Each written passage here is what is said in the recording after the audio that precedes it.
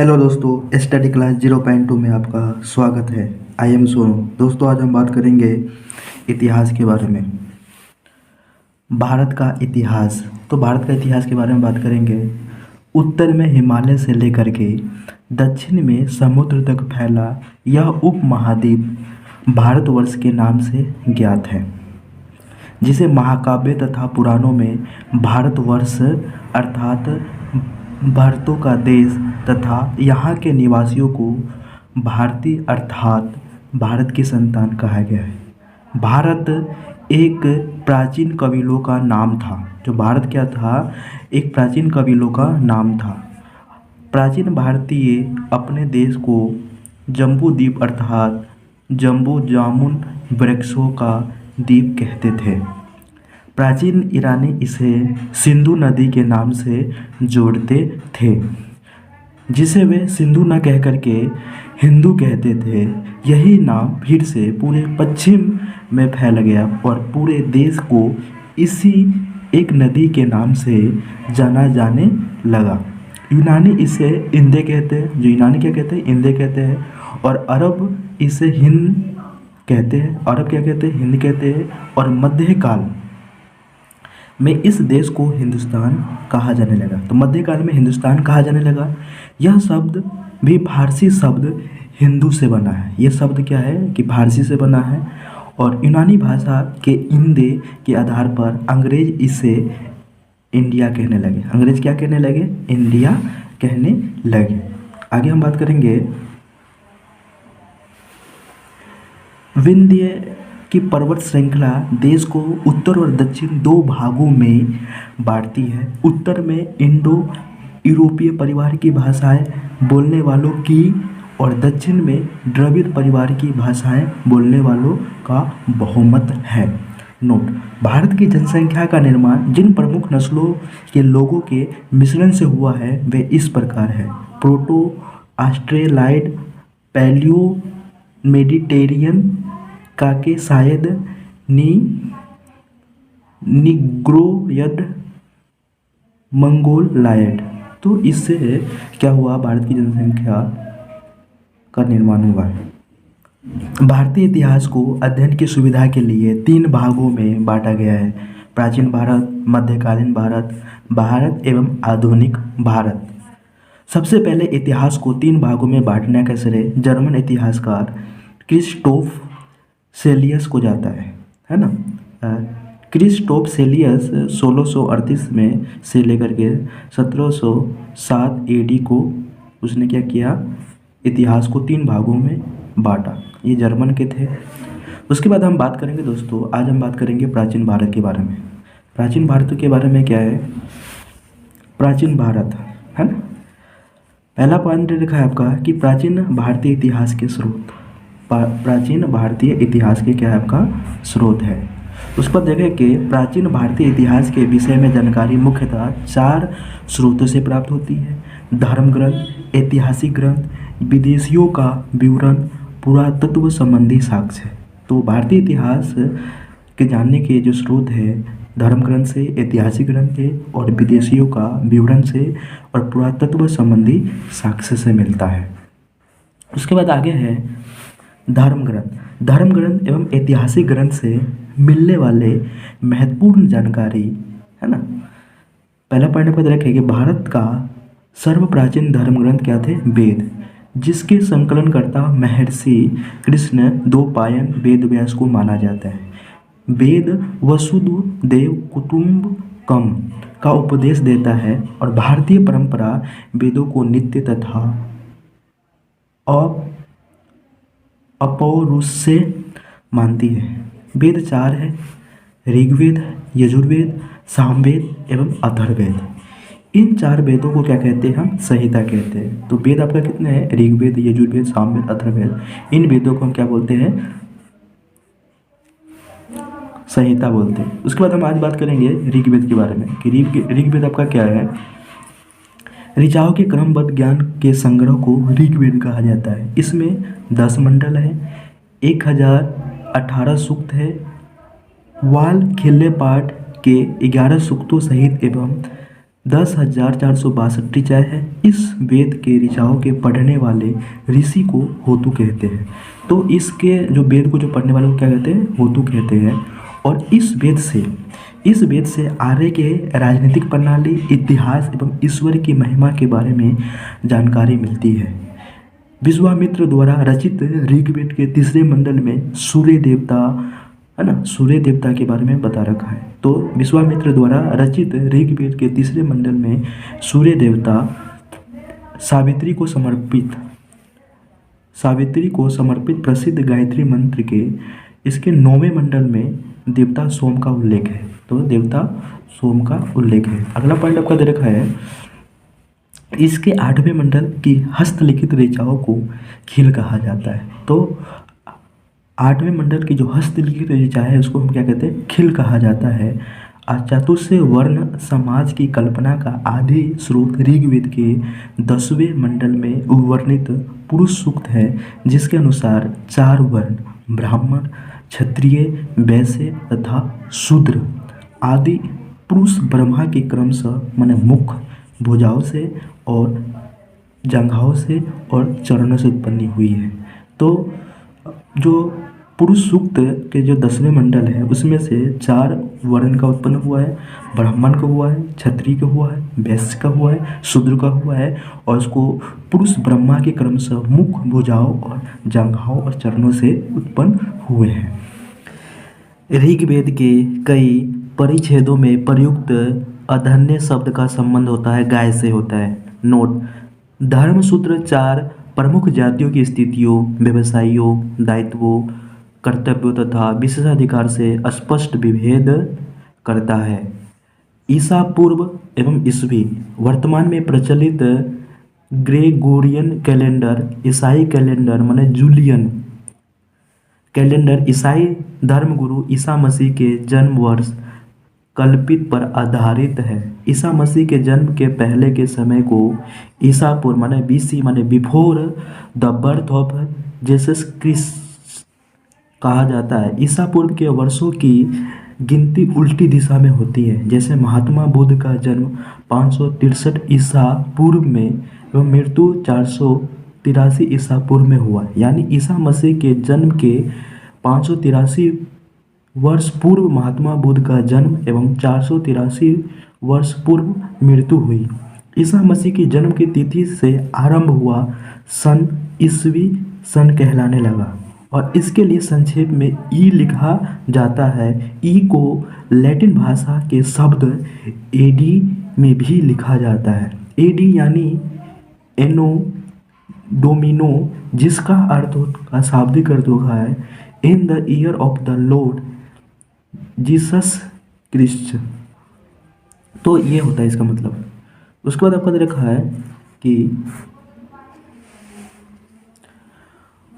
वाम नवतार के तीनों भागों के आख्यान का प्राचीनतम स्रोत ऋग्वेद से है। ऋग्वेद में इंद्र के 250 तथा अग्नि के 200 ऋचाओं की रचनाएं की गई है।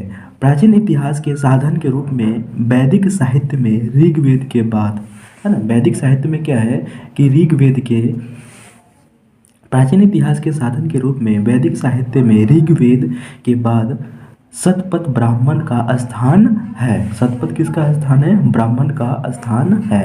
उसके बाद हम बात करेंगे यजुर्वेद। यजुर्वेद क्या होता है? सस्वर पाठ के लिए मंत्रों तथा बलि के समय अनुपालन के लिए नियमों का संकलन यजुर्वेद कहलाता है। इसके पाठ्यकर्ताओं को अथर्वयु, है ना, अथर्वयु कहते हैं। यजुर्वेद में यज्ञों के नियमों एवं विधि विधानों का संकलन मिलता है। इसमें बलिदान विधि का भी वर्णन है। यह एक ऐसा वेद है जो गद्य में भी है और पद में भी है। जो यजुर्वेद है जो किस में भी है? गद्य में भी है और पद में भी है। सामवेद, साम का शाब्दिक अर्थ होता है गान। इस वेद में मुख्यतः यज्ञों के अवसरों पर गाए जाने वाले ऋचाओं मंत्रों का संकलन है। इसके पाठ्यकर्ता को उद्र धात्री कहते हैं। इसका संकलन ऋग्वेद पर आधारित है। इसमें 810 सूक्त हैं जो पर्याय ऋग्वेद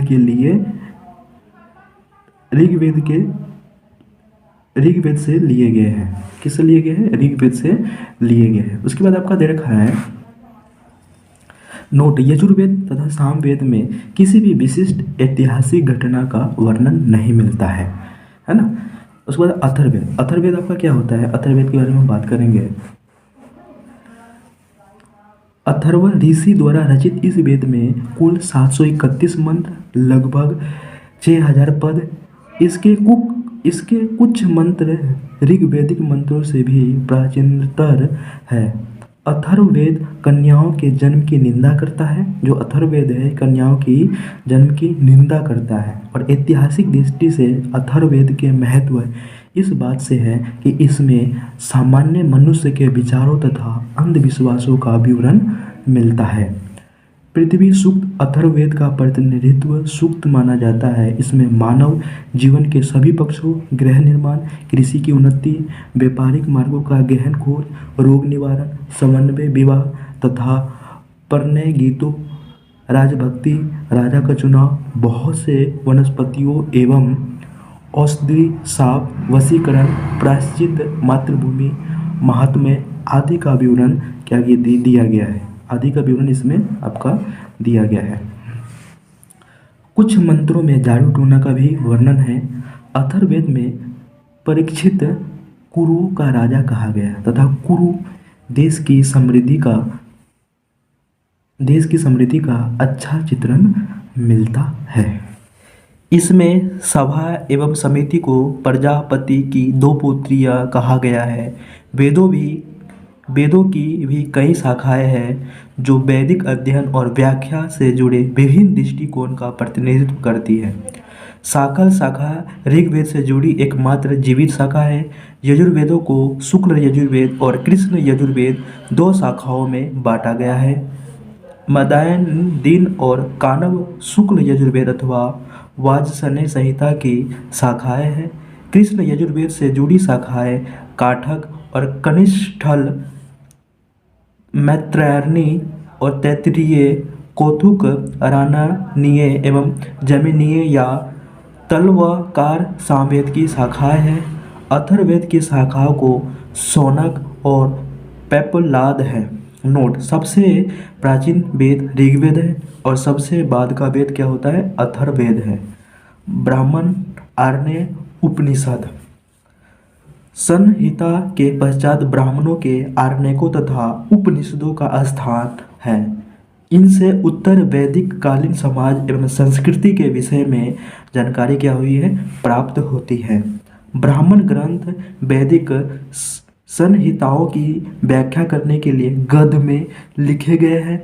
प्रत्येक संहिता के लिए अलग अलग ब्राह्मण ग्रंथ हैं जिनमें नीचे सारणी में क्या किया गया है? दिया गया है। तो उसके बाद क्या है आपका? ऋग्वेद। ऋग्वेद को हम ऐतरेय, कौशिकी, यजुर्वेद को तैत्तिरीय तथा शतपथ, सामवेद को पंचविंश और अथर्ववेद को गोप्त। अथर्ववेद को क्या कहते हैं एक तरीके से? गोप। इन ब्राह्मण ग्रंथों से हमें परीक्षित के बाद और बिंबिसार के पूर्व की घटनाओं का ज्ञान प्राप्त होता है। ऐतरेय में राज्याभिषेक के नियम एवं कुछ प्राचीन राजाओं के नाम दिए गए हैं। शतपथ में गंधार, शल्य, कैकेय, कुरु, पंचाल, कौशल, विदेह आदि राजाओं का उल्लेख मिलता है। वैदिक साहित्य में ऋग्वेद के बाद शतपथ ब्राह्मण का स्थान है। आरण्यक में यज्ञ से जुड़े कर्मकांडों की दार्शनिक और प्रतीकात्मक अभिव्यक्ति है। उपनिषदों की संख्या 108 है जिनमें 13 को मूलभूत उपनिषदों की श्रेणी में रखा गया है। इसमें यज्ञ से जुड़े दार्शनिक विचार, शरीर, ब्रह्मांड, आत्मा, ब्रह्मा की व्याख्या की गई है। स्त्री की सर्वाधिक गिरी हुई स्थिति मैत्रेयनी संहिता से प्राप्त होती है जिसमें जुआ और शराब की भांति स्त्री को पुरुष का तीसरा मुख्य दोष बताया गया है। शतपथ ब्राह्मण में स्त्री को पुरुष की अर्धांगिनी कहा गया है। जाबालोपनिषद में चारों आश्रमों का उल्लेख मिलता है। स्मृति ग्रंथों में सबसे प्राचीन एवं प्रामाणिक मनुस्मृति मानी जाती है। यह शुंग काल का मानक ग्रंथ है। नारद स्मृति गुप्त युग के विषय में जानकारी प्रदान करता है। वेदांग एवं सूत्र। वेदों को भली भांति समझने के लिए 6 वेदांगों की रचना हुई है। यह है शिक्षा, शुद्ध उच्चारण शास्त्र, कल्प, कर्म कांडनीय विधि, निरुक्त शब्दों की व्युत्पत्ति का शास्त्र, व्याकरण, छंद एवं ज्योतिष। वैदिक साहित्य को अक्षुण्ण बनाए रखने के लिए सूत्र साहित्य का परिणय किया गया है। स्रोत गृह धर्मसूत्रों के अध्ययन से हमें यज्ञ विधि विधानों, कर्मकांडों तथा राजनीति विधि एवं व्यवहार से संबंधित महत्वपूर्ण बातें ज्ञात करते हैं। प्रमुख सूत्रकार में गौतम, बोधायन, आपस्तम्भ, वशिष्ठ आदि के नाम विशेष रूप से उल्लेखनीय हैं। सूत्रों में गौतम धर्मसूत्र सबसे क्या है, प्राचीन माना गया है। पुराण। भारतीय ऐतिहासिक कथाओं का सबसे अच्छा क्रमबद्ध विवरण पुराणों में मिलता है। इसके रचयिता लोमहर्ष अथवा इनके पुत्र उग्रश्रवा माने जाते हैं। इनकी संख्या 18 है, जिनमें से केवल 5 जैसे मत्स्य, वायु, विष्णु, ब्राह्मण एवं भागवत में ही राजाओं की वंशावली पाई जाती है। पुराण में जैसे विष्णु पुराण जैसे मौर्य वंश, मत्स्य पुराण आंध्र सातवाहन, वायु पुराण माने गुप्त वंश। नोट दे रखा है कि पुराणों में मत्स्य पुराण सबसे क्या है, प्राचीन है और प्रामाणिक है। अधिकतर पुराण सरल संस्कृत श्लोकों में लिखे गए हैं। स्त्रियां तथा शूद्र जिन्हें वेद पढ़ने की अनुमति नहीं थी, वे भी पुराण सुन सकते थे। पुराणों का पाठ पुजारी मंदिरों में किया करते थे। सामाजिक एवं सांस्कृतिक दृष्टि से अग्नि पुराण काफ़ी महत्व है, जिसमें राजतंत्र के साथ साथ कृषि संबंधी विवरण भी दिया गया है। बौद्ध, जैन एवं अन्य साहित्य। जातक में बुद्ध की पुनर्जन्म की कहानी वर्णित है। हीनयान का प्रमुख ग्रंथ कथावस्तु है, जिसमें महात्मा बुद्ध का जीवन चरित्र अनेक कथानकों के साथ वर्णित है। जैन साहित्यों को आगम कहा जाता है। जैन धर्म का प्रारंभिक इतिहास कल्पसूत्र। जैन धर्म का प्राथमिक जो इतिहास है कल्पसूत्र।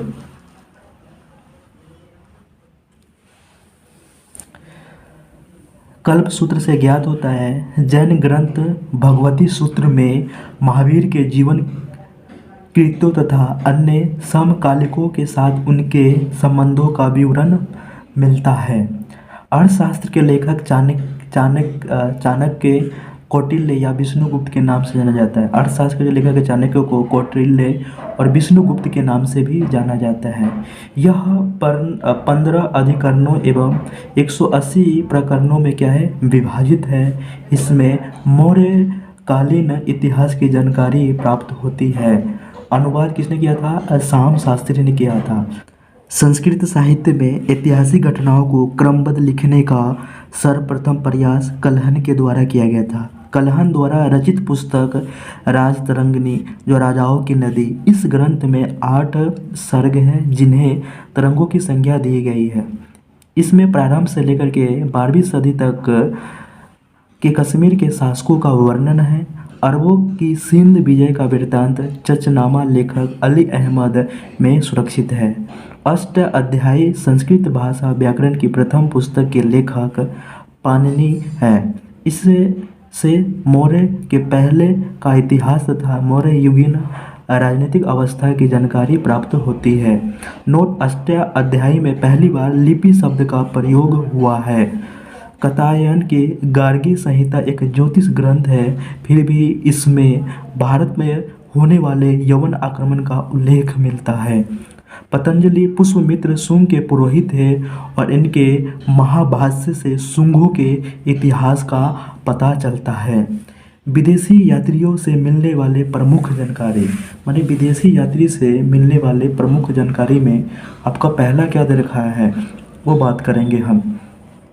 तो दोस्तों पहला आपका दे रखा है कि यूनानी रोमन लेखक, जो ए है यूनानी रोमन लेखक टेसियस, यह ईरान का राजवैद्य था जो भारत के संबंध में इसका विवरण आश्चर्यजनक कहानियों से परिपूर्ण होने के कारण अविश्वसनीय है।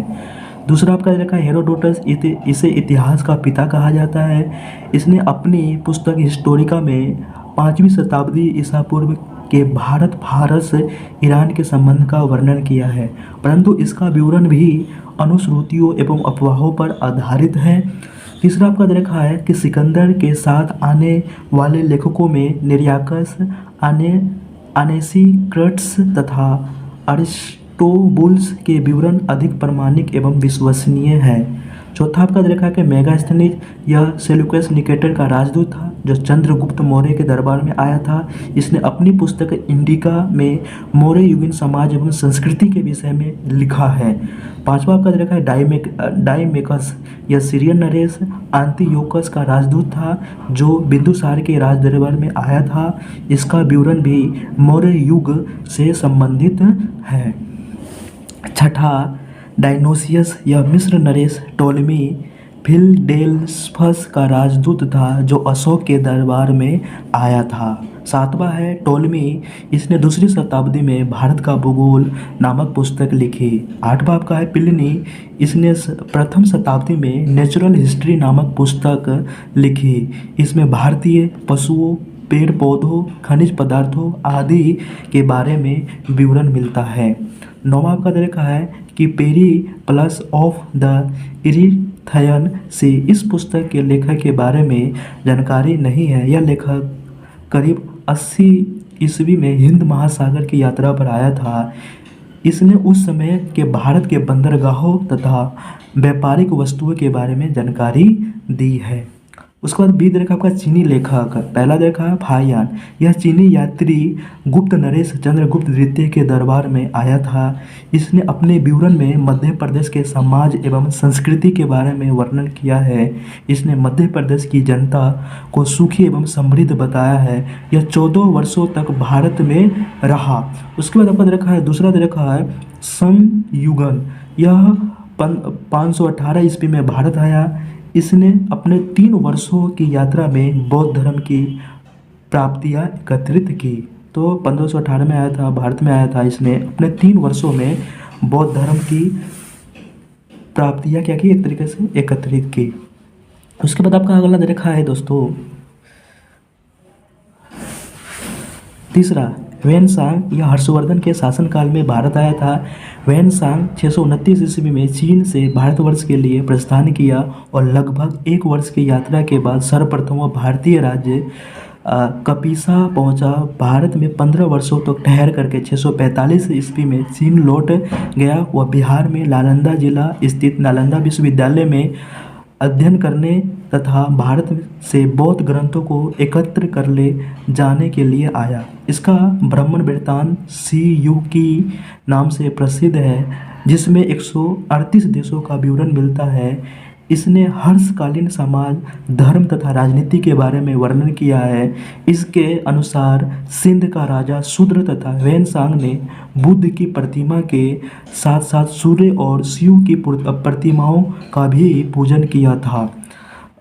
नोट, वैनसांग के अध्ययन के समय नालंदा विश्वविद्यालय के कुलपति है ना, वैनसांग के समय क्या थे, नालंदा विश्वविद्यालय के जो कुलपति थे,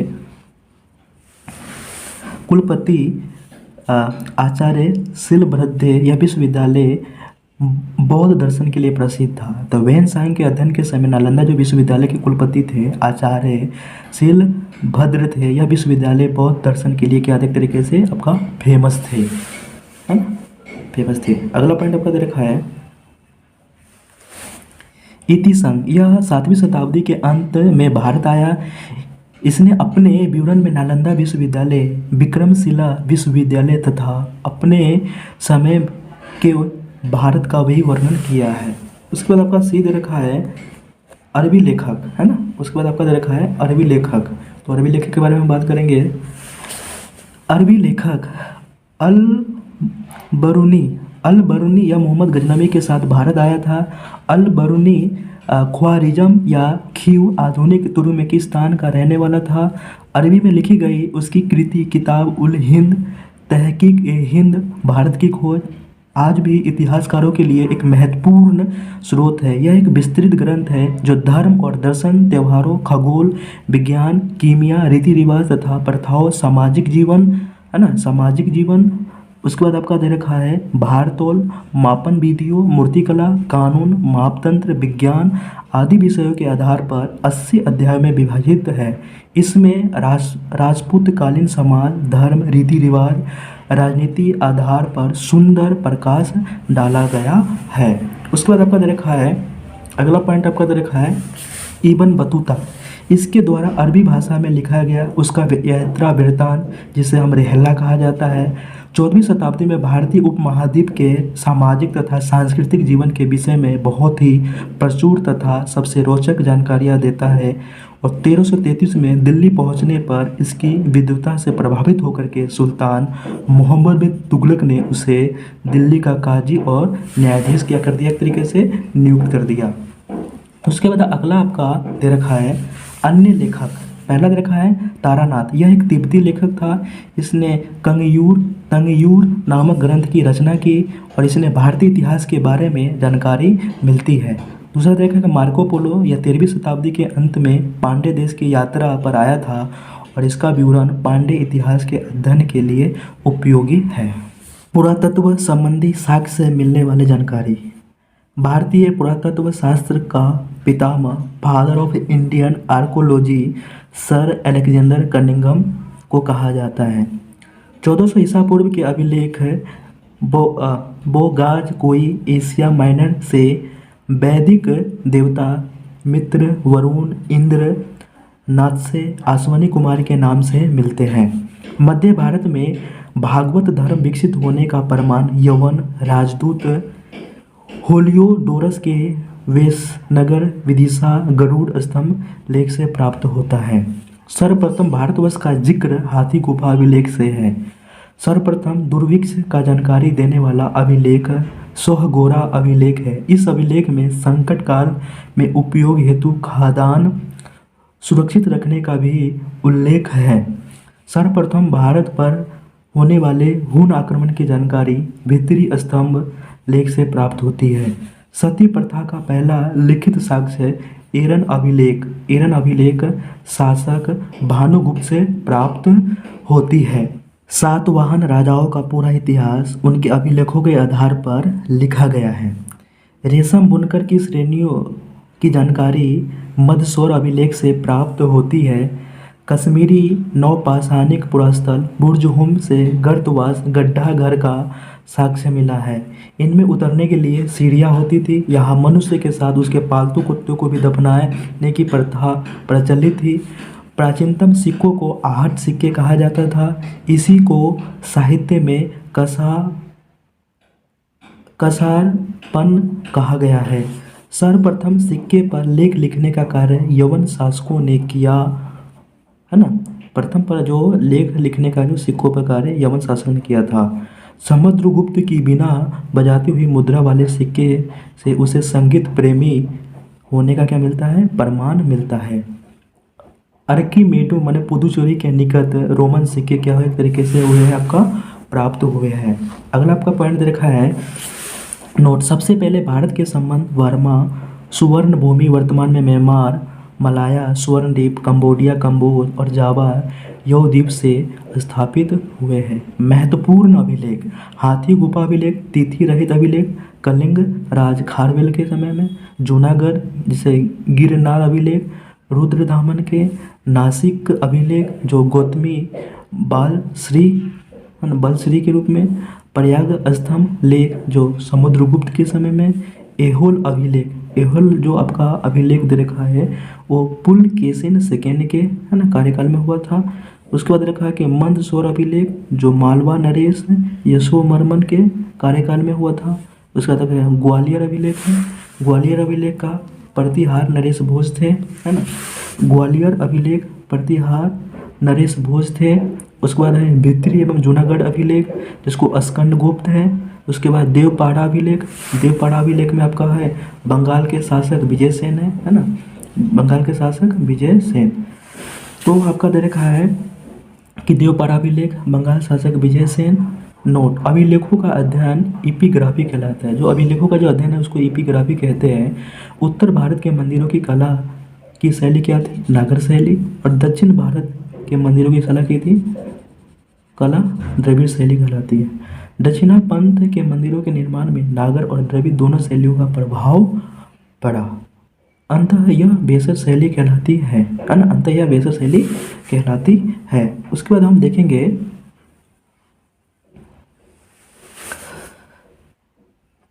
पंचायतन शब्द मंदिर रचना शैली से संबंधित है। एक हिंदू मंदिर तब पंचायतन शैली का कहलाता है जब मुख्य मंदिर 4 सहायक मंदिरों से क्या होता है? घिरा होता है। पंचायतन मंदिर के उदाहरण जैसे कदरिया महादेव मंदिर, जिसको खजुराहो ब्रह्मेश्वर मंदिर है ना, ब्रह्मेश्वर मंदिर भुवनेश्वर, लक्ष्मण मंदिर जैसे खजुराहो, लिंगराज मंदिर जैसे भुवनेश्वर, दशावतार मंदिर जो आपका देवगढ़ माने उत्तर प्रदेश है ना, देवगढ़ आपका उत्तर प्रदेश। उसके बाद आपका देखा है कि कोटेश्वर मंदिर जो आपका क्या है? महाराष्ट्र है।